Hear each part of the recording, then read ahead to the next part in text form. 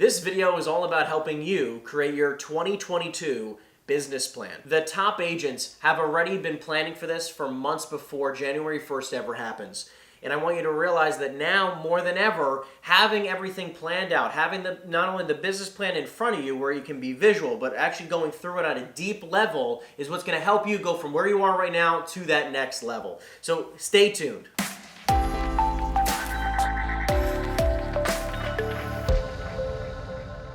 So first things first, like I said, get a piece of paper ready and a pen. And at the very top of your piece of paper, I want you just to write out your goals. Because a lot of people just go, well, I'd really like to make 100 grand this year. I really like to make $1 million. I really like to make 50 grand. Whatever the number is, we don't really understand what to do with the money that we're saying. It just sometimes, like back in the day, my dream was to make 100 grand. So my goal was $100,000, but then I didn't know how to spend the $100,000, and that was just gross income. And by the end of it, I didn't actually make 100 grand, right? We've all been there. So what I want to do is I want you to start with a number that would excite you saving that amount of money. It could be 10 grand, 5 grand, 100 grand, $1 million, whatever it is, but I want you to start with that number. So for me, I'm going to put down the number of $1 million at the top. And I want you to realize that, again, this savings number has to do most importantly with your net income. You're not going to be able to save, call it 100 grand by making 100 grand because we have expenses are in our business, we have expenses at home, and then we have this remaining number that we could probably save after all of these bills every single year. So this is why a lot of realtors are stuck on this financial roller coaster because they don't focus on a savings or investment number. In order to save $1 million, in order to save $100,000, you need to make substantially more money than that. You obviously know your average monthly expenses, or if you don't, you should probably work on that right now. So my personal bills at home are about 15 grand. My business expenses are roughly about 25 to 30,000. I'm gonna go with $30,000, just depends on the month with marketing. So my overhead total per month is $45,000 a month. That comes to $540,000 per year is my annual expenses, both business expenses and personal expenses on average. In order to net now $1 million, I need to then add the $540,000 to my savings number. So now I need to make $1.54 million in order to save $1 million. So in order to save $1 million, this is all pre-tax income. $1.54 million is pre-tax. The tax bracket that you'll be in order to save this much money will probably be at roughly 48%. So if I want to save $1 million, I need to double what my net profit is. So if my net profit is $1 million, I'm probably only going to be able to save $500,000. If your net income is 250 grand, you're probably not going to be able to save 250 because your taxes are probably going to be 40-50%. I just use 50%, it's a marker. So I would actually need to make an extra $1 million because $1 million would go to taxes. So for me to save $1 million, I actually need to make $2.54 million per year in order to save $1 million because I will net out $2 million because my expenses are 540 grand, and I will have $2 million left. Of that $2 million, 50% will go to taxes, and I will have 50% to put in the bank. So that's how I'd save $1 million. I'm going to do it for 100 grand really fast. So I'm just going to take the numbers down so you can all understand this. So you have your personal bills. Let's just say that your personal bills are only 5 grand a month at home. Your business bills are only 5 grand a month. And that means your overhead is currently $10,000 per month. $10,000 per month is $120,000 per year. So that means to run your business and run your life, it costs you $120,000. In order for you to net profit 100 grand, so you can save 50, and I'll do a couple examples here. But if you net out $100,000, that means you need to make $220. So if you make $220 minus $120,000 in your overall expenses, you'll net out 100 grand. 50% will go to taxes, and that means you'll save 50 grand. Now, again, if you want to save 100, you have to add an extra 100 to it. You just double the number. So you're going to take your 100 that you want to save, add 100 to it, that's 200 grand, and then you'll add it to your expenses. So that means you need to make $320,000 in order to save 100 grand, okay, if your bills are 120,000. Now we can take this from two examples. Let's just say that we take it from the saving $100,000 mark. You wanted to save 100 grand and you have $120,000 a year in expenses. That means that you need to make $320,000. To make $320,000, let's just say your average commission check is 10 grand, that means that you need to sell 32 homes to make 320 grand. Now here's the thing. A lot of us forget to add in the fact that your broker makes some money, right? You're going to have a broker split. So if your broker split is 80%, let's just say it's 80-20 across the board, 20% on 320 grand, that means you need to divide it by 80%, and you actually need to make $400,000 in order to gross 320,000, because you're going to take 20% of your income and your broker is going to make that money. Now again, if you're at a company like EXP, instead of having to make 400 grand, they have a cap of $16,000 plus a $250 transaction fee after you sell your next 20 homes. So it comes to 21 grand plus $85 per month, which is about another $1,000, call it $22,000. So you take your 320, you add your 22 grand on top of it, which means you actually need to make 342,000 instead of the 400 grand. If you have to actually gross 342,000, that means you have to sell 35 homes in order to save 100 grand. So now again, we're going to come back to this example where you want to save 100 grand. You have to sell 35 homes, 20% off the top of your 342 in gross income goes to your broker, and 320,000 comes to you. You have $120,000 worth of expenses, and you will net profit 200 grand, 50% will go to taxes. Now, if your goal is to save 100 grand, how much money do you need to save per month in order to save the 100 grand? Well, it's a pretty easy number. It comes to $8,334 per month, or let's just call it quick $2,100 a week. So that means every paycheck, really, which we'll dive into as another example, so you can either save $2,100 a week, or every time you sell a house, you can put $2,857.14, if you choose to, per deal in the bank. That's 100 grand. So that means every deal that you get, just roughly $3,000 will go into the bank. You won't touch that money. It'll be a nice, easy savings plan. So every time you close a house, you put some money away. So the next part about a business plan is something called the 3 pillars. So what you're going to do is you're going to create 3 sections on your piece of paper. And the first part is lead gen. The second part is operations. And the third part is money. The biggest part about your lead gen pillar is, what do you want to focus on? If you could choose any way you want to receive your leads, get your business, do your business, how would you want to do it? Are you in love with doing open houses every single weekend? Do you like cold calling? Do you want to just build a referral-based business like I have? Do you want to just focus on online advertising or Zillow or anything, like Facebook ads? Like, what do you want to focus on? And then you're going to write that at the top. For me, it's always building relationships, referral-based business. Now, in order to sell, call it 35 homes as this example is, you need 3 times as many referrals in order to close 35 homes, right? So if you had 105 referrals per year, you would probably close about a third of them. But if you had 105 referrals, if that's the business you wanted to have, 105 referrals, you can close 35 homes. Great. Now, on average, who's referring you business and how much business are they referring you? Do you need 105 people each referring you 1 lead a year? Or can you have maybe 20, 25 people each referring you 3, 4, or 5 deals per year? Figure out a lead gen system. I want you to focus on your lead gen because understand, listen, more than anything else, lead gen is what is going to be the lifeblood of your business. You know this as a real estate agent. If you don't have a lot of leads, you don't have a lot of closings. That's just how it works. Take a second, dive deep on your lead gen. What do you want to focus on? Parts of this is going to be, what 3 things are most pivotal to the success of your lead generation system? What are going to be some key metrics that you need to be tracking on a daily or weekly basis? If you want referrals, right, for building referral relationships like I have, how many lunches are you going to? How many calls are you making to possible professional partners? How many times are you going out for coffee or dinner? If it's for open houses, how many open houses are you doing? Or what price points are you focused on? Because if you focus on a little bit higher price point, you might not have to get as many leads because your commission might be a little bit higher, right? Of how many people showed up, how many of those people did you follow up with? How many leads on average are you getting at an open house? Why are you not getting as much open house leads? Are you not advertising them? Can you put out more signs? How many signs do you have?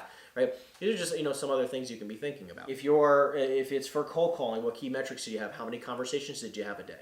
How many leads did you get today? How many calls did you actually make? Right? What lead pillar are you calling for sell by owners? Are you calling expireds, cancels for sell by owners? Are you calling probate sales, estate sales? Who are you calling, and how are the leads going? Because every type of lead is a little bit different when it comes to conversion. What kind of tasks and other things can you be paying attention to that will actually help you grow this pillar? Next one is operations. Now, operations is a few different things all in one. I have transactional systems. I have marketing systems. Obviously, we have lead generation systems that are a little bit different than this one, which is more lead organization, actually. And then you have client servicing, and then you have staffing. So all of those things are tied to the operations. Part one of this will be transactional, so I'll just put it T. So for transactional, what kind of systems do you have around your entire transactional process, from the day you get the lead to the day it closes, and then 30, 60, 90 days afterwards, a year afterwards? What systems do you have in place there? And how can you tighten that up? What would you want it to look like in a perfect world, a dream world? What would you want your transactional management or your systems around transactional management look like? Your marketing. What does your marketing look like now? And what would you like it to look like, right? You can see all my marketing online. This is not just, as an agent, take a second to realize that you are your own brand, right? You are not just some realtor like everybody else. You need to build your own brand. So it's not just about marketing your listings, it's about marketing yourself, right? So, look at what your marketing is, what would you like it to look like, and what can you do every single day to get one step closer. So number 2 is marketing. Number 3 is lead organization. That is basically what CRM are you using, how are you doing with follow-up, how are you organized with your calendar in order to do your follow-ups, your lead generation, everything around lead gen. How many hours a week are you spending a day? How long are you spending? How many calls are you making every single day? How many leads are you getting every single day, every single week? Like everything around lead organization. Next one is client servicing. Client servicing, CS. Client servicing is really just as simple as it sounds. What are you doing now to service your clients? Like, are you calling them once a week? You should be calling them once a week. If you're not calling them once a week, why not? How are you texting them every single time there's an update, emailing them when there's an update, calling them when there's an update? Are you giving them closing gifts? Like, what is that process around it? And what would be a dream version of your client servicing? And so this way you can get one step closer to that. Number 5 is staffing. When it comes to staff, how many staff do you have now? How many people will you need in order to hit your goal of, call it 35 homes?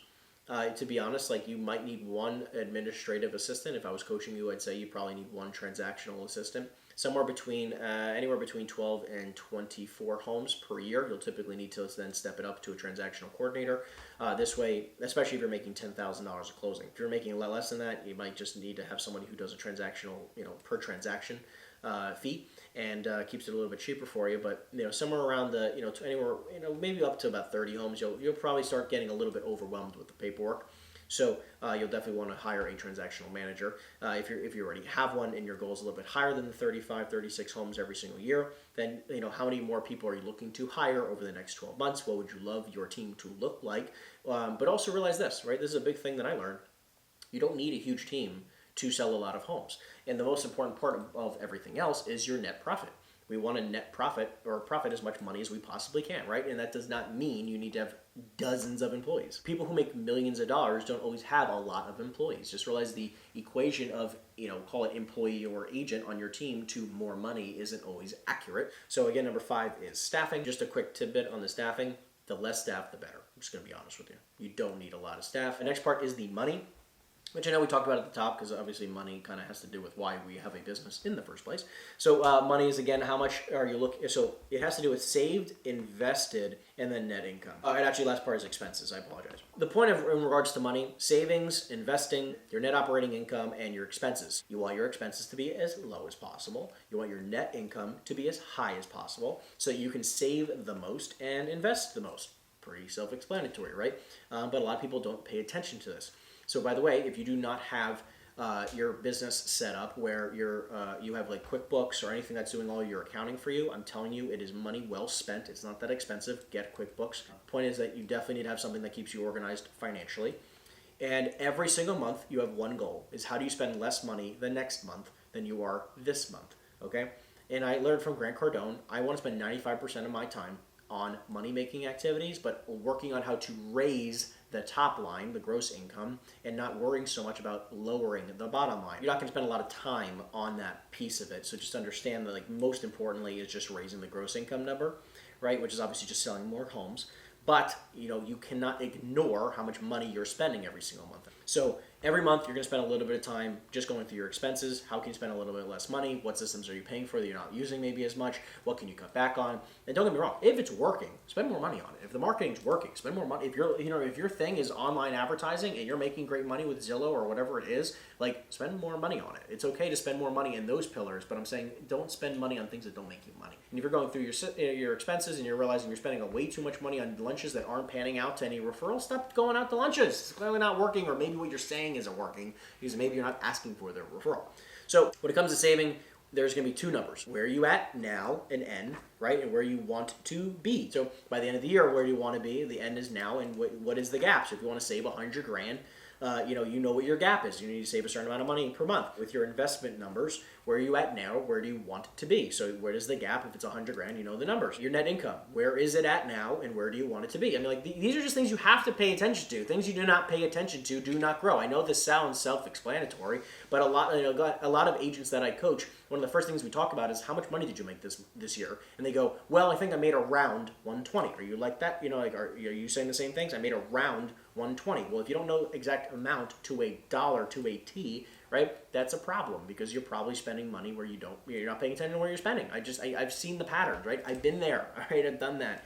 So I've learned from my mistakes there. So that's the lead gen operation and money pillars. This here, that's how simple it can be, right? It doesn't have to be overly complicated of making a business plan. The one thing I wanted to leave you all was with the following. One of the biggest things that's helped me more than anything is thinking big. A lot of people go, well, I've never made 100 grand before. These are just common things I hear. I've never made 100 grand before. No one in my family's ever made 100 grand before, or 250 or whatever your goal is. And I don't know if I can ever make that. It's not fathomable. I didn't go to college. I didn't do this. I didn't do that. I'm not worthy of it. You make all these excuses, but I'm just trying to tell you, you are the person putting the lid on your capacity, right? At 27 years old, I've been able to build a 7-figure business, and I am a 2-time college dropout. I, years ago, thought 100 grand was a ton of money.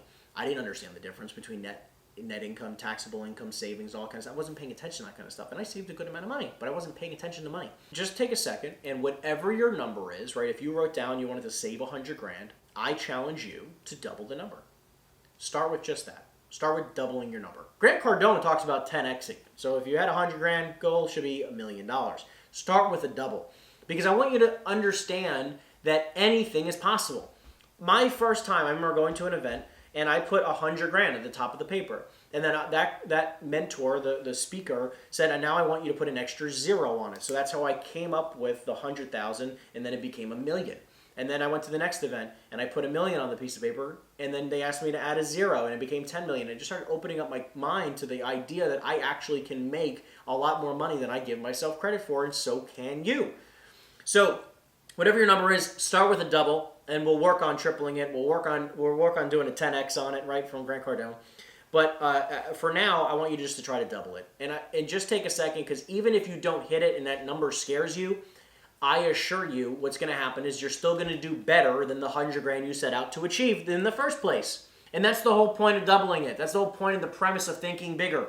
And beyond that is, listen, we're going to leave you with this last thing is you need to come up with key metrics for each aspect of your business. Key aspects of how much money you're saving, how much money you're investing, how much money you're making every single month, how much money you're expending every single month.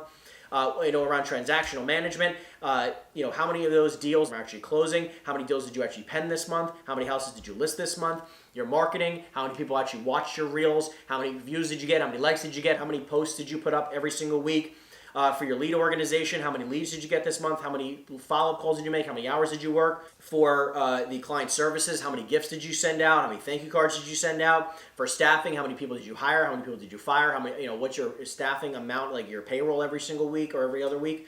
For your lead generation systems, how many hours a week are you calling? How many calls did you make? How many leads did you get? How many leads are you closing? Like, you want to know these numbers. So I'm going to put below a productivity tracker so you guys can download that.